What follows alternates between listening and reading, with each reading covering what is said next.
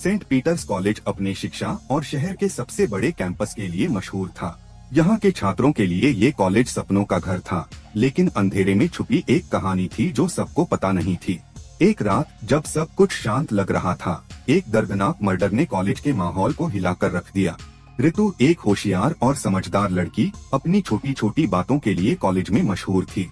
उसका दोस्त सर्कल छोटा था, लेकिन अपनी पढ़ाई के लिए उसने सबका दिल जीत रखा था। उसकी दोस्त मीरा, जो उसके साथ हॉस्टल में रहती थी, उसकी सबसे अच्छी दोस्त थी।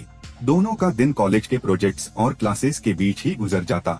एक शाम जब ऋतु और मीरा अपने रूम में छोटी पार्टी मना रहे थे, तब हॉस्टल के बाहर से एक तेज चीखने की आवाज आई। पूरा हॉस्टल अचानक होश में आ गया। सब अपने कमरों से बाहर निकले और देखा कि हॉस्टल के पिछले हिस्से में एक लड़की की लाश पड़ी थी। वो लड़की निशा थी, जो उनके ही बैच में पढ़ती थी। उसका गला कटा हुआ था और उसके पास एक छोटा नोट पड़ा था, जिसमें लिखा था, तुम्हारा नंबर भी आ सकता है। मर्डर की खबर तेजी से कॉलेज और शहर में फैल गई। पुलिस ने कॉलेज को घेर लिया और सभी स्टूडेंट्स और टीचर्स से पूछताछ शुरू कर दी। इंस्पेक्टर राघव, जो इस केस की जांच कर रहा था, एक तेज दिमाग वाला अफसर था, लेकिन उसने पहली नजर में ही समझ लिया कि यहाँ सब कुछ वैसे नहीं है जैसे दिख रहा है। पुलिस के पूछने पर ऋतु और मीरा ने कहा कि उन्होंने भी वो चीखने की आवाज सुनी थी, लेकिन जब तक वो लोग वहाँ पहुँचे, निशा मर चुकी थी।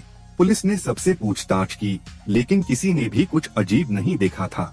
निशा एक साधारण छात्रा थी, जो ज्यादा लोगों के साथ घुल मिल कर नहीं रहती थी। लेकिन जब पुलिस ने निशा के रूम की तलाशी ली, तो उन्हें एक डायरी मिली, जिसमें कुछ अजीब और डरावने राज थे। उस डायरी में कुछ नाम लिखे थे, लेकिन सबसे अजीब था ऋतु का नाम। डायरी के आखिरी कुछ पन्नों में लिखा था, ऋतु के साथ कुछ बुरा होने वाला है, उसे बचाना होगा, लेकिन समय कम है। पुलिस ने डायरी को एक ठोस सबूत के तौर पर ले लिया, लेकिन ऋतु ने इस बात से इनकार कर दिया कि उसका निशा के साथ कोई कनेक्शन था। मीरा भी उसका साथ दे रही थी, लेकिन ऋतु के अंदर अब एक अजीब सी घबराहट थी। उसका नाम डायरी में क्यों लिखा था? क्या निशा कुछ जानती थी? अगली रात ऋतु अपने रूम में अकेली थी, जब उसके फोन पर एक अनजान मैसेज आया, तुम पहली नहीं हो, लेकिन अगली तुम ही हो सकती हो। ऋतु का दिल एकदम से तेज धड़कने लगा। उसने मैसेज मीरा को दिखाया, लेकिन मीरा ने इसे किसी का प्रैंक कहा और उसे शांत रहने को बोला। लेकिन अब ऋतु को अंदाजा हो गया था कि कुछ तो गलत हो रहा है। इसी बीच एक और चौंकाने वाला वाकया हुआ। ऋतु का एक पुराना दोस्त आकाश, जो उसे पिछले कुछ हफ्तों से इग्नोर कर रहा था, अचानक वापस आया और उससे कहने लगा कि वो उससे मिलना चाहता है। आकाश ने कहा, तुम्हें पता है, निशा का मर्डर एक राज है और तुम उस राज के करीब हो। ऋतु घबरा गई। उसने आकाश से पूछा, तुम्हें कैसे पता है? आकाश ने कोई जवाब नहीं दिया, बस इतना कहा, अभी सब तुम्हें नहीं पता, लेकिन तुम्हारी जान खतरे में है। जब ऋतु ने ये बात पुलिस को बताई, तो पुलिस ने और गहराई से जांच शुरू की।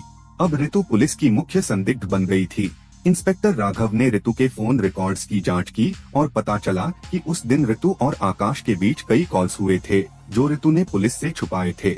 अब ऋतु पुलिस की मुख्य संदिग्ध बन गई थी। पुलिस ने आकाश को भी पूछताछ के लिए बुलाया, लेकिन वो कहाँ चला गया था, ये किसी को नहीं पता था। सब कुछ और उलझन भरा हो गया।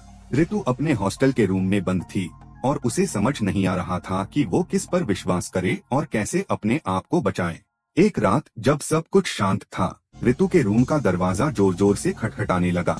मीरा उस वक्त अपने किसी काम के लिए हॉस्टल के बाहर गई थी। ऋतु ने अपने दरवाजे के पीप होल से देखा, लेकिन कोई नहीं था। जब उसने दरवाजा खोला, एक चिट्ठी उसके दरवाजे के नीचे से डाली गई थी। उस चिट्ठी में लिखा था, अगले 4 दिन तुम्हारी मौत तुम्हारा इंतजार कर रही है। ऋतु अब पूरी तरह से डर गई थी। उसने पुलिस को दोबारा सूचित किया, लेकिन उन्हें कोई ठोस सुराग नहीं मिल रहा था। अब ऋतु का विश्वास किसी पर नहीं था, न पुलिस पर और न ही अपने दोस्तों पर। उसने अपनी जान बचाने के लिए हॉस्टल छोड़कर एक होटल में रुकने का फैसला किया। लेकिन कहानी में एक और मोड़ था। एक दिन ऋतु को आकाश से एक ईमेल मिला, जिसमें कुछ पुराने दस्तावेज अटैच थे। उस ईमेल में लिखा था, तुम्हारे आसपास जो लोग हैं, उनमें से कोई तुम्हारा दुश्मन है। ऋतु ने जब दस्तावेज देखे तो उसके होश उड़ गए। उनमें मीरा के कुछ बैंक स्टेटमेंट्स और पर्सनल मैसेज थे, जो दिखाते थे कि मीरा और निशा के बीच कोई राज था। मीरा निशा से कुछ मांग रही थी और जब निशा ने इनकार किया, तभी से दोनों के बीच टकराव बढ़ गया था। निशा के मर्डर से एक दिन पहले दोनों के बीच काफी गर्मागर्मी हुई थी। ऋतु ने अब पुलिस को सब कुछ बता दिया। पुलिस ने मीरा को ध्यान में रखकर जांच शुरू की और जब उसके फोन की डिटेल निकाली गई तो सच्चाई बाहर आ गई। मीरा ने निशा का मर्डर किया था क्योंकि निशा उसके एक बड़े राज को सबके सामने लाने वाली थी। मीरा और आकाश एक बड़े वित्तीय घोटाले में शामिल थे जिसमें वो कॉलेज के फंड्स का गलत इस्तेमाल कर रहे थे। निशा को ये बात पता चल गई थी और जब उसने मीरा को धमकाया कि वो सबको बता देगी तब मीरा ने उसे मार दिया। लेकिन कहानी में एक और धमाका बाकी था। जब मीरा को गिरफ्तार किया गया तो पता चला कि आकाश भी इसमें शामिल था, लेकिन उसने अपने आप को बचाने के लिए ऋतु का इस्तेमाल किया। आकाश ने ही ऋतु को अनजान मैसेज भेजे थे ताकि पुलिस का ध्यान उस पर न जाए। अंत में पुलिस ने आकाश को भी गिरफ्तार किया।